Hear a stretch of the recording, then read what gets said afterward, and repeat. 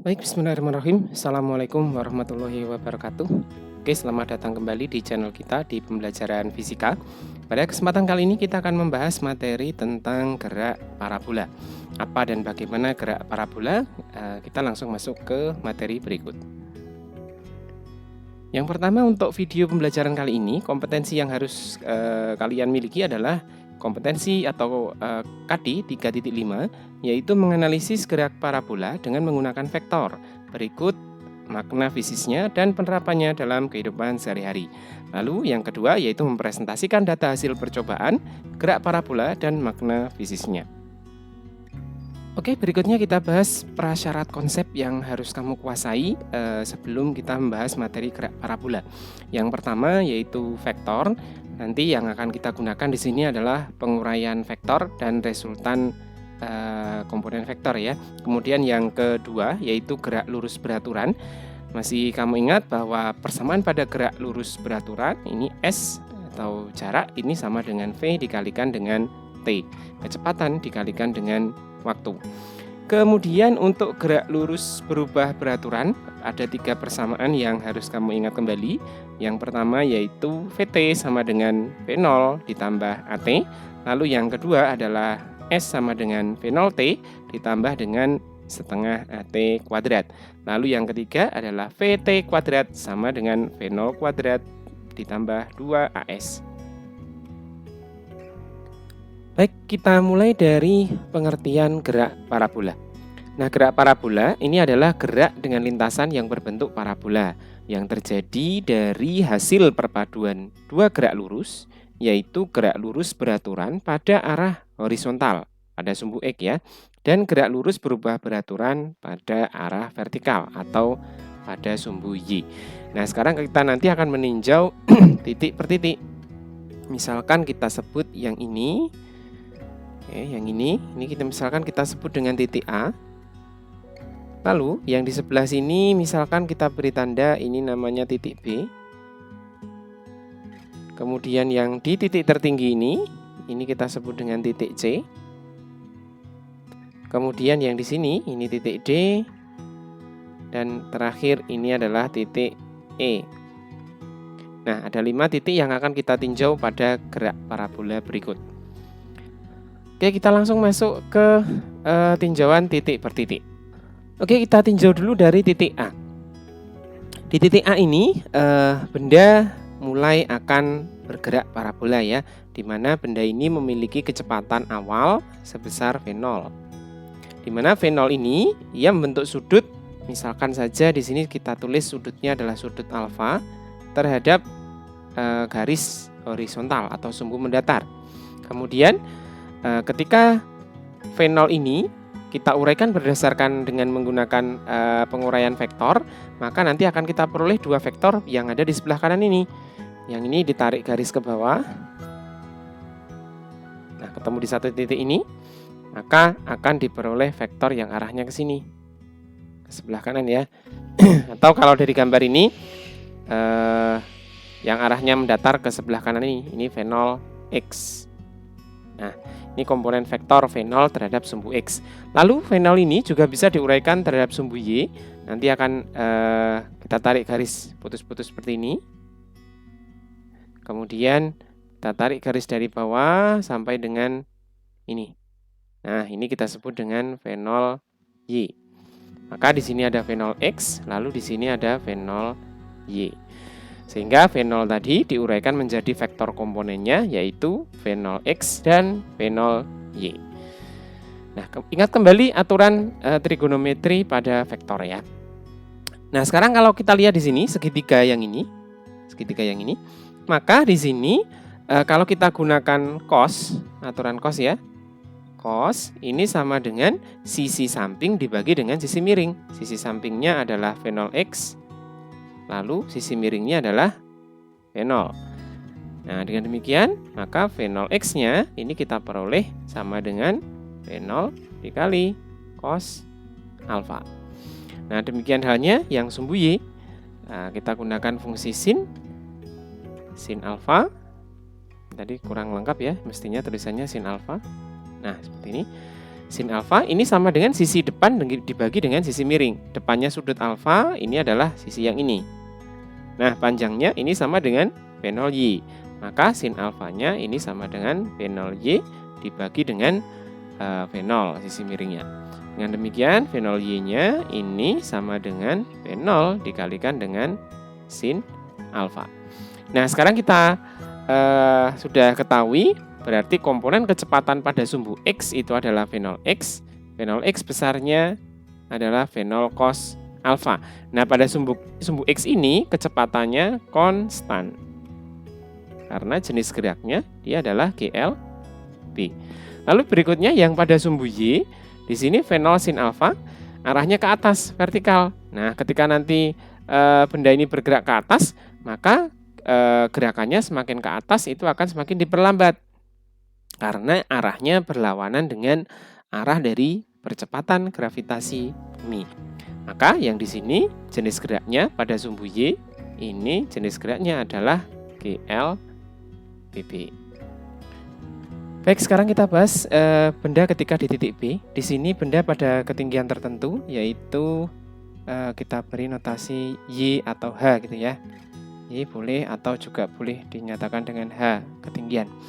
Kemudian jarak mendatarnya di sini adalah X. Nah, vektor kecepatannya ini kalau kita uraikan ke sini, maka ini ada Vx. Nilainya konstan Vx-nya. Kemudian kalau kita uraikan ke sini, maka ini ada Vy. Nah, ini ya. Ini Vx, ini Vy. Nah, Vx-nya konstan, Vy-nya berubah. Nah, sekarang kita tinjau satu persatu untuk komponen X dan Y-nya. Sekarang kita tinjau di titik B di sini untuk Vx-nya, kecepatannya karena dia konstan, maka masih sama dengan kecepatan waktu di titik A, yaitu V0 cos alfa. Lalu berikutnya untuk X, jarak mendatarnya, X-nya ini adalah karena jenis geraknya GLB ya, maka X itu sama dengan Vx dikalikan dengan T. Nah, kemudian di sini X-nya sama dengan Vx tadi adalah V0 cos alfa. V0 cos alfa ini dikalikan dengan T. Nah, ini adalah jarak mendatar ketika benda berada pada titik B. Ini saya tulisnya jarak mendatar. Lalu berikutnya untuk koordinat Y-nya di sini atau gerak yang arahnya ke atas di sini pada gerak yang vertikal, maka di sini Vy-nya dia berubah. Ini diturunkan dari persamaan yang pertama pada GLBB. Persamaan yang pertama pada GLBB kita punya persamaan Vt sama dengan V0 ditambah dengan A kali T. Nah, karena di sini V0-nya adalah V0 Y, untuk gerak yang ke atas tadi adalah V0 Y, letaknya di sini V0 Y. Maka di sini Vt-nya di titik B ini ya. Nah, ini Vy di titik B ini sama dengan V0 kali sin alfa ya, karena geraknya ke atas dan diperlambat karena berlawanan dengan gravitasi bumi, maka tandanya negatif. Nah, min GT seperti ini. Ini adalah kecepatan di titik B untuk yang arahnya ke sumbu Y. Lalu berikutnya untuk Y-nya atau ketinggiannya H ya di sini. Kita turunkan dari persamaan yang kedua pada GLBB, yaitu S sama dengan V0T ditambah dengan setengah A T kuadrat. Lalu berikutnya S-nya kita ganti dengan ini. Nah, karena S ini adalah jarak mendatar, sedangkan Y ini adalah ketinggian yang arahnya vertikal atau boleh diwakili dengan H, maka di sini boleh kita tulis H di sini, S-nya kita ganti dengan H, menjadi V0-nya adalah V0 Y. Nah, V0 Y tadi adalah V0 sin alfa ini dikalikan dengan T. Dikalikan dengan T, karena jenis geraknya diperlambat dan berlawanan dengan percepatan gravitasi, maka tandanya negatif. Min setengah GT kuadrat. Nah, dengan demikian ini adalah koordinat benda ketika dia berada pada titik B. B. X-nya adalah V0 cos alfa dikali T. Lalu H atau Y-nya adalah V0 sin alfa dikalikan T dikurangi dengan setengah GT kuadrat. Baik, sekarang kita bahas di titik C atau di titik yang tertinggi. Titik yang tertinggi biasanya diberi lambang Y maksimum atau boleh juga ditulis sebagai H maksimum. Kalau kita tuliskan, boleh ditulis sebagai Y maksimum atau boleh juga ditulis sebagai H maksimum. Oke, di titik C ini kita lihat di sini kecepatan yang ada ini tinggal hanya pada kecepatan pada sumbu X saja. Sedangkan untuk kecepatan yang arahnya pada sumbu Y, ini nilainya sama dengan 0. Nah, dari sini kita bisa cari satu persatu untuk komponen kecepatannya dulu. Untuk Vx ini masih sama dengan V di titik A maupun B, yaitu Vx-nya sama dengan V0 cos alfa. Lalu untuk Vy-nya di sini, Vy-nya kita dapati nilainya sama dengan 0. Nah, kalau kita masukkan ke persamaan yang tadi, Vy itu adalah V0 sin alfa min GT. Nah, ini kalau kita substitusi, Vy-nya dengan V0 sin alfa min GT, ini sama dengan 0. Kemudian kalau kita pindahkan ke sebelah kanan, min GT-nya maka berubah jadi plus GT. Maka menjadi V0 sin alfa ini sama dengan GT. Maka T-nya di sini ini sama dengan V0 sin alfa dibagi dengan G.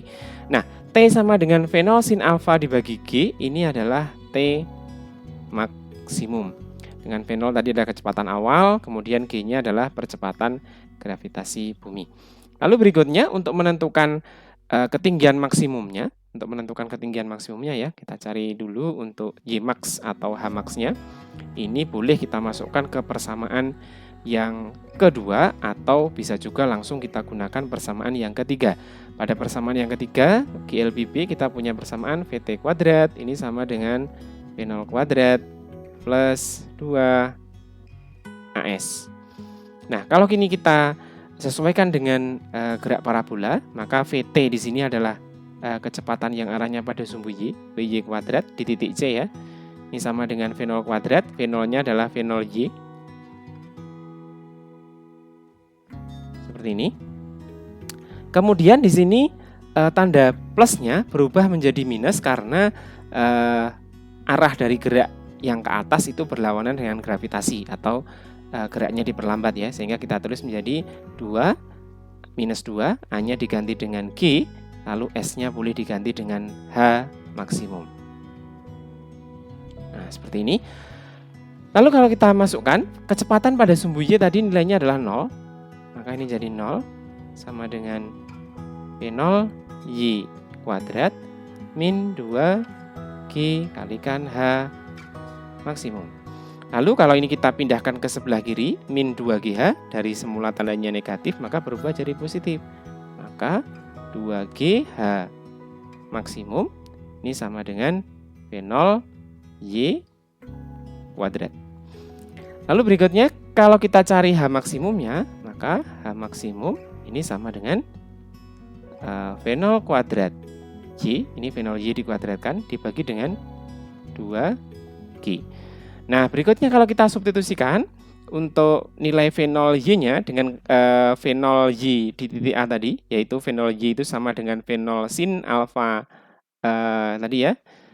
Maka di sini H maksimum ini menjadi, ini kita kurung dulu, V0 Y tadi adalah V0 sin alfa, jangan lupa dikuadratkan, lalu dibagi dengan 2G, maka H maksimumnya di sini ini menjadi V0 kuadrat, V0 dikuadratkan ini menjadi V0 kuadrat, sin alfa dikuadratkan ini berubah menjadi sin kuadrat alfa dibagi dengan 2G.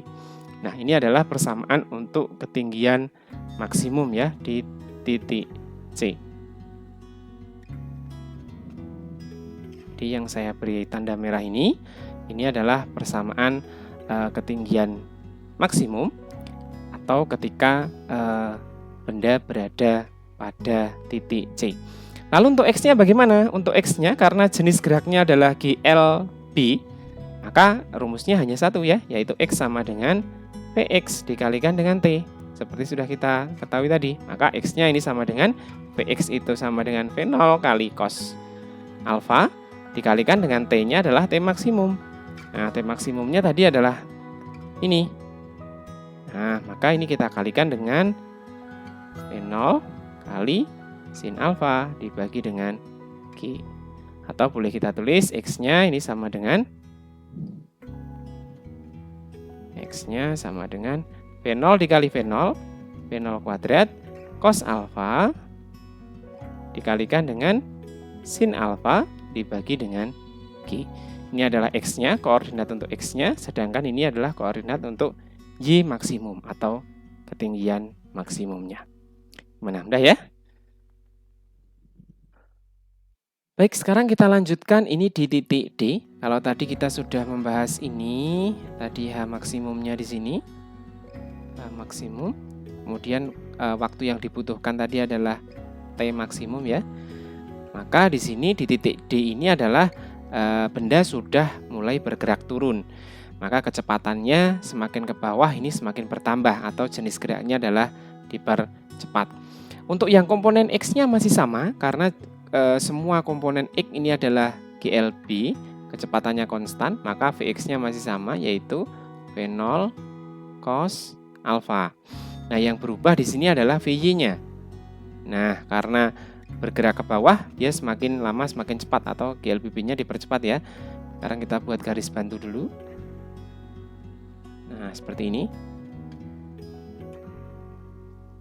Kalau dari sini sampai sini, ini kita misalkan Y ya. Maka ketinggian benda ini ketika berada di titik B, di titik D maaf, di titik D ini adalah H maksimum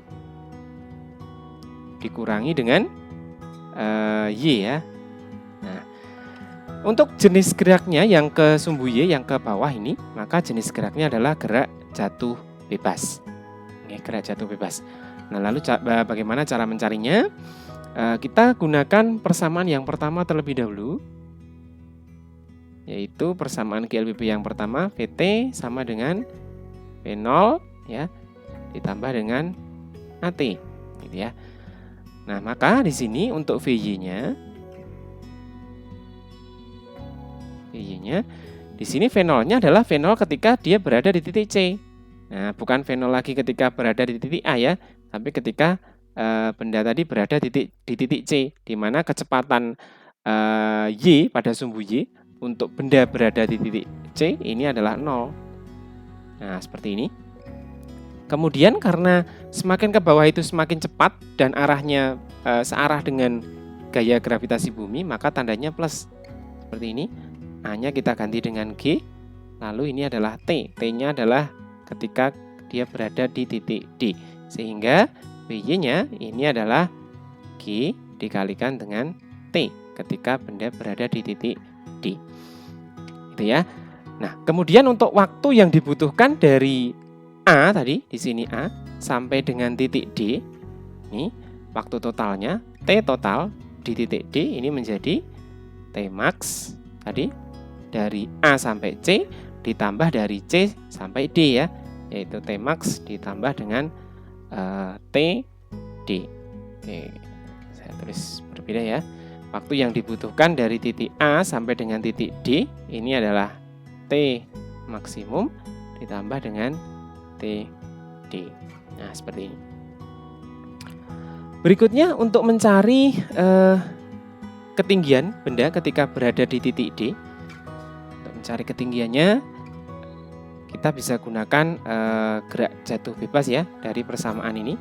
Kita gunakan persamaan yang kedua terlebih dahulu, yaitu S sama dengan V0T plus setengah AT kuadrat. Lalu S-nya, jarak yang ditempuh bukan dari bawah lagi ya, karena tadi awalnya berada di titik C. Nah, maka jarak yang ditempuhnya adalah ini, C sampai ke D, dengan ketinggiannya yaitu Y. Maka bisa kita ganti, ini Y, seperti ini. V0-nya adalah V0 ketika dia berada di titik C. Maka di sini V0-nya adalah V0 di titik C atau V0 Y ketika berada di titik C, maka ini nilainya 0. 0 gitu ya. Ditambah dengan setengah kali A-nya diganti dengan G, lalu T kuadrat. Nah, dengan demikian Y-nya sama dengan setengah kali GT kuadrat. Nah, dengan demikian untuk ketinggian dari tanah ini kita bisa ukur dengan menggunakan ini ya, bisa kita hitung dengan menggunakan ini. Maka ketinggian benda ketika berada di titik D ini sama dengan H maksimum, ketinggian maksimumnya tadi dari A sampai C ya, ini ketinggian maksimumnya ini dikurangi dengan Y-nya ini. Nah, dikurangi dengan Y yang ditempuh dari C sampai dengan D. Nah, seperti ini.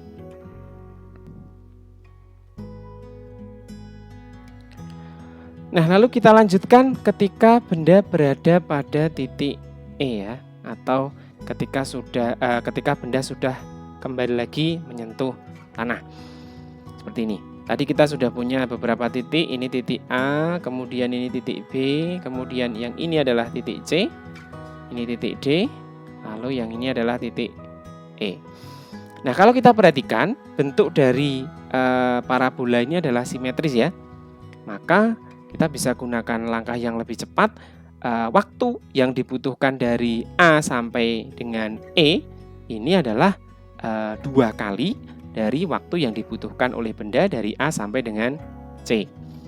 Sekarang kita tinjau satu persatu dulu dari kecepatannya. Kalau untuk kecepatan pada sumbu X-nya masih sama, yaitu V0 cos alfa, karena tidak berubah ya, jenis geraknya adalah GLB.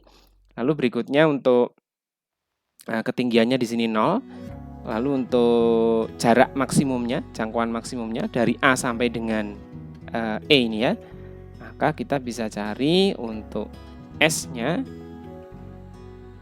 S dari A sampai dengan E ini, yaitu kita gunakan Vx dikalikan dengan 2 kali dari T maksimum, atau Vx-nya tadi yang arahnya ke sumbu X ini dikalikan dengan 2 kali waktu dari A sampai dengan C. Nah, kalau kita lanjutkan, maka Vx-nya ini adalah V0 cos alfa, lalu dikalikan dengan 2, dikalikan dengan T maksimum tadi adalah V0 kalikan sin alfa dibagi dengan G. Ya, tadi T maksimumnya adalah ini. Nah, kalau kita lanjutkan di sini V0 dikalikan dengan V0, maka kita peroleh V0 kuadrat. Lalu kita tuliskan lagi, 2-nya tak taruh di depan ya, ini juga boleh. 2 cos alfa kali sin alfa dibagi dengan G. Nah, ini adalah S dari A sampai E, atau boleh kita tulis sebagai X maksimum, jarak terjauhnya. Nah, kalau kita lanjutkan lagi, maka X maksimumnya ini akan menjadi V0 kuadrat. Nah, ini misalkan yang ini saya kurung ya. 2 cos alfa sin alfa, ini kalau kita tuliskan dalam bentuk matematika yang lain ya, menjadi ini V0 kuadrat kali, ini kita bisa tuliskan jadi ini sin 2 alfa. Nah, seperti ini, dibagi dengan G. Nah, ini adalah persamaan untuk benda ketika dia mencapai titik yang paling jauh. V0 kuadrat sin 2 alfa dibagi dengan G. Nah, seperti ini. Oke, sekian dulu untuk hari ini. Kita menganalisis persamaan gerak parabola di berbagai titik. Berikutnya kita akan bahas latihan soal. Jangan lupa belajar di rumah. Terima kasih. Saya akhiri. Assalamualaikum warahmatullahi wabarakatuh.